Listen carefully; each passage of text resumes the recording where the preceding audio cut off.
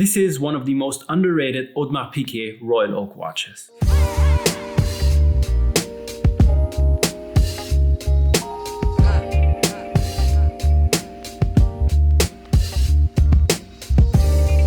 Welcome back everyone to another episode, and today I'm going to talk about one of my watches, a watch that I have in my collection, a Audemars Piguet Royal Oak, namely the reference number 25594. So this particular Royal Oak has a case diameter of 36 millimeters.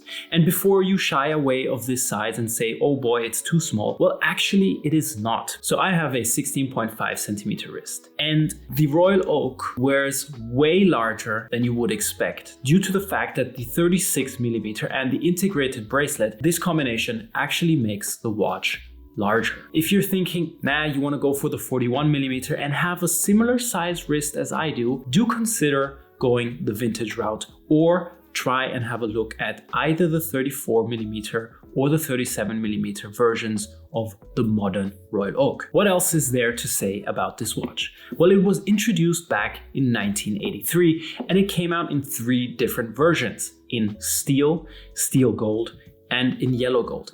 There were some smaller pieces made in white gold. There are different dial variants out there. What I particularly like about this steel gold version is you have this beautiful light gray petite tapisserie dial. In different kinds of lighting situations, you either have a cream colored dial or you have a darker gray dial. And this is fun because actually when looking at the watch, you're always experiencing something new about it. You have the day, date, and moon phase complication on the watch represented on the different subdials. You have the 9 o'clock subdial showing you the month, you have the 3 o'clock subdial showing you the date, and you have the 6 o'clock subdial for the moon phase. This covers all the important specs. It is an automatic watch, it's not quartz. If I'm correct, it's based on a JLC movement that is ultra thin,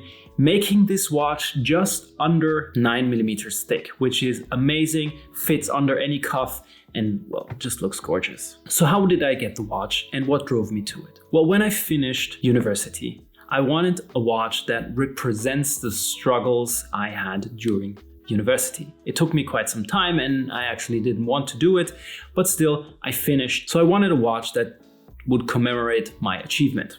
And I was looking around, trying on different watches, and then suddenly the Royal Oak came into the picture. And I was searching Royal Oaks, new ones, old ones, different kinds of variants, complications. I even looked at a perpetual calendar, which at the time was priced at slightly over 20,000 euros, which is insane in today's market situation. But still, I should have bought that one actually. I found the reference number 25594.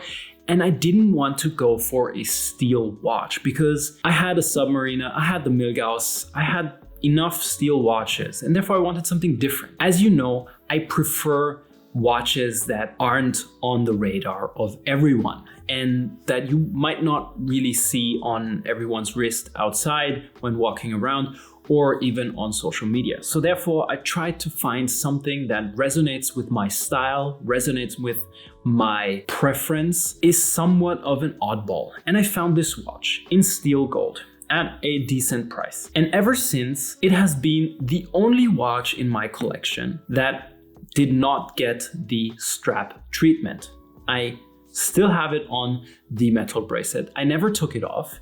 I had it serviced once. Somewhat, I wanted to put on a strap, but I think for this particular watch and the Nautilus, for example, the strap doesn't quite fit and it's more of a bracelet type of watch. And that is one of my issues with the watch because due to the fact that it has the bracelet, I rarely wear it. So yeah, that's the story. That's my Audemars Piguet Royal Oak. And if you're looking for a Royal Oak yourself and trying to find one, there are still quite some deals and quite some underrated pieces out there. I think especially this model and all the other models that are smaller than the modern Royal Oaks, preferably 36 or even under, are definitely still very underrated. And if you have the chance to find some at your local dealer, go and give them a try. Try them on and see how they fit on your wrist. I have found that the 36mm case diameter is the perfect size for my wrist. Let me know what you think about this watch, and let me also know if you are into Royal Oaks. Is this something, I mean, they're hyped still. Let me know what you think. That's all for today. Thank you very much for watching, and as usual, if you feel like it, put a thumbs up. Do not forget to subscribe. That would be awesome if you could. That's it. Thank you. See you in the next video. Bye-bye.